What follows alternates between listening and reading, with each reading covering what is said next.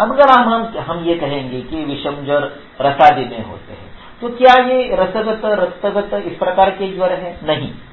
चरक में रसगत रक्तगत इनके ज्वरों के अलग लक्षण और उनकी अलग चिकित्सा दी है। कैसे? ऐसे ज्वरे रसस्थे वमनम उपवासं च कारयेत् सेक प्रदेहो रक्तस्थे तथा संशमनानि च विरेचनम स उपवासम मांसमेदस्थिते हितम अस्थिमज्जगते देया निरूहास्तानुवासनाः।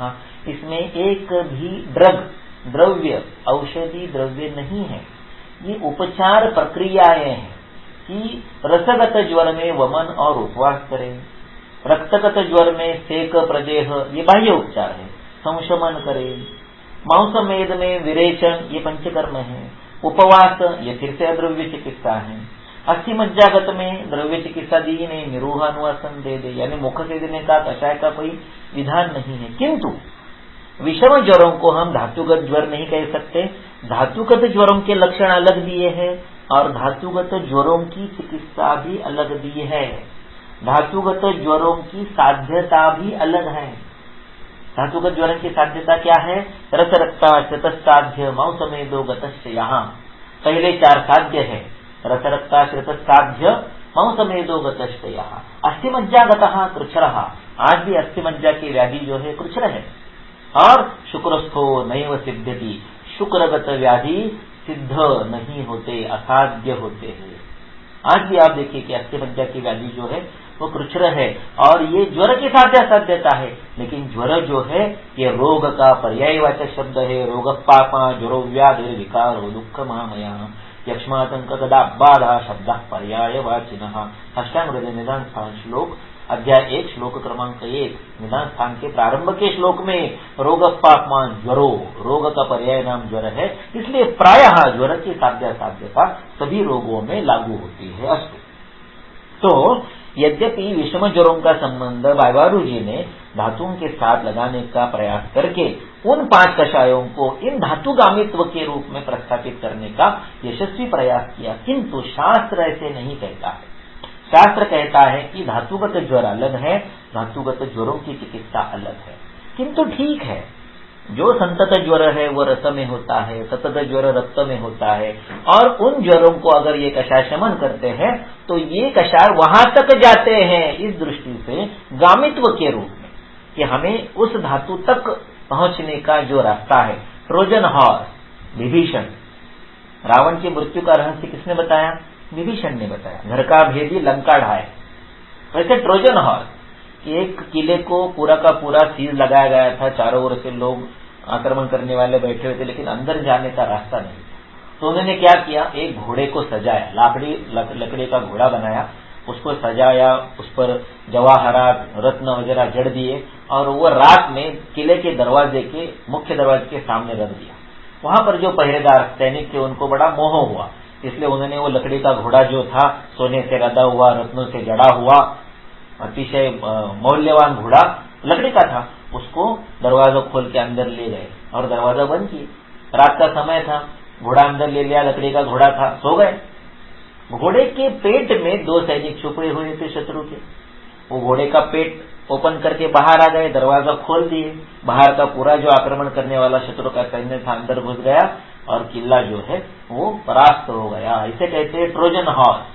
तो ये ट्रोजन हॉर्स है, ये जो कषाय है, अगर ये उस विषम ज्वर को शमन करने की क्षमता रखते हैं तो उस विषम ज्वर का जो अधिष्ठान है उस धातु तक जाए बिना वो कैसे उसको शमन करेंगे।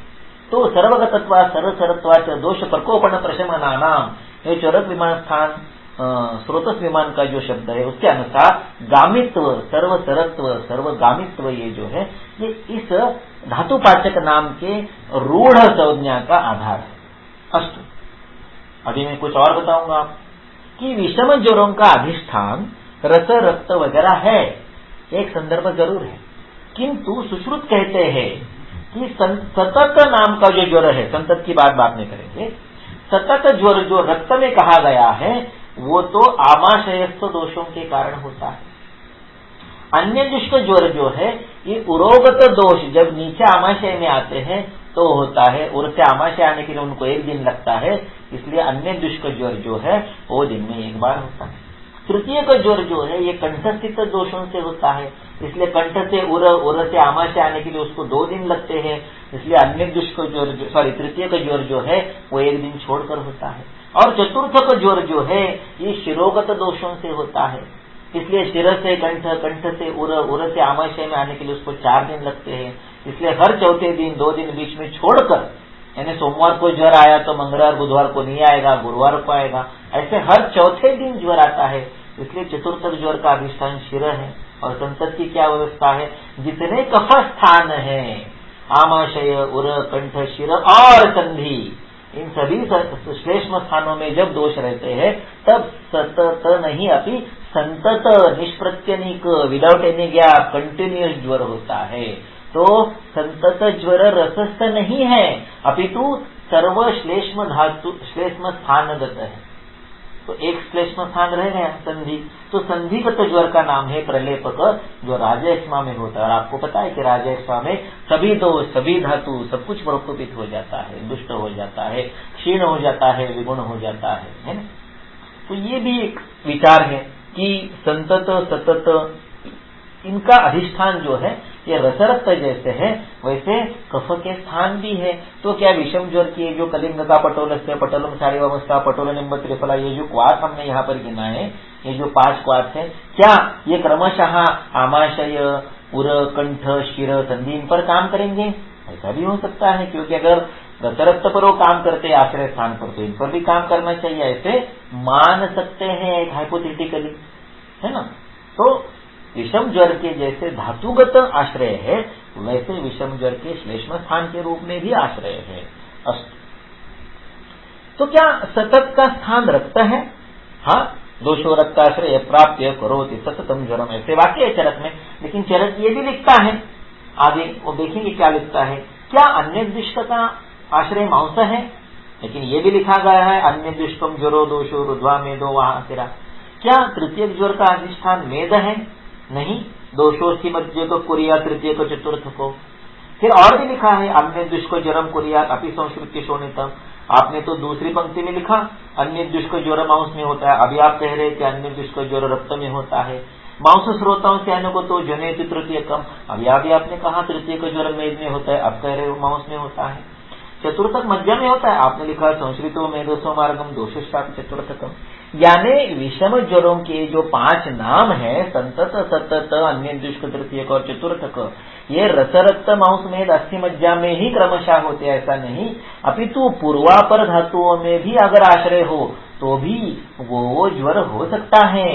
यानी उस विषम ज्वर का अधिष्ठान अमुक ही धातु है ऐसे सुनिश्चित नहीं है, वैकल्पिक है, एकांतिक नहीं है, अनैकांतिक है।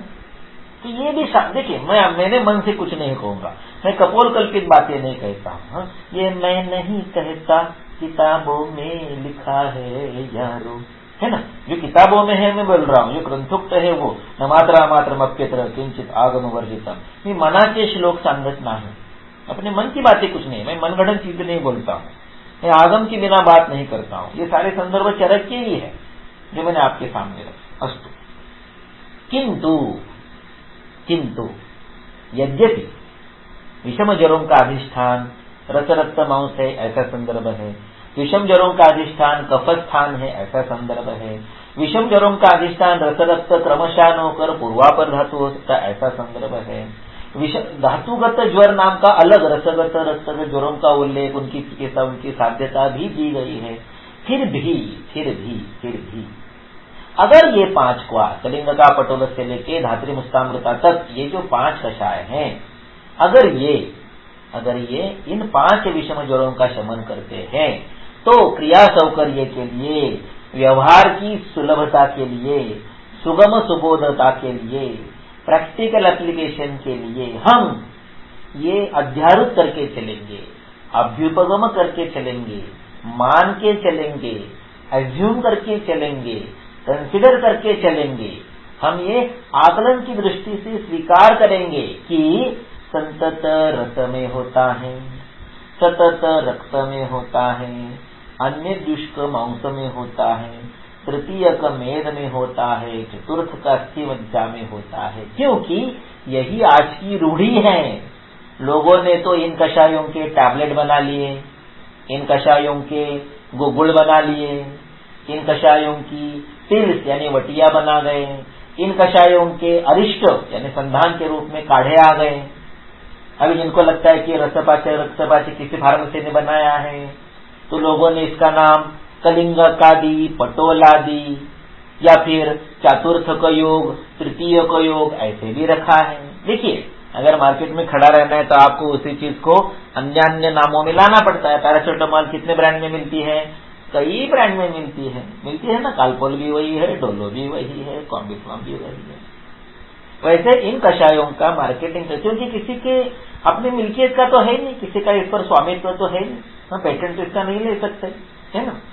इसलिए लोगों ने क्या किया, अगर आपने रक्तपाचय के नाम से मार्केट में चलाया है तो मैं इसको संतत कषाय, सतत कषाय, अन्य जिसका कषाय के रूप में, चतुर्थ को योग के रूप में चलाऊंगा।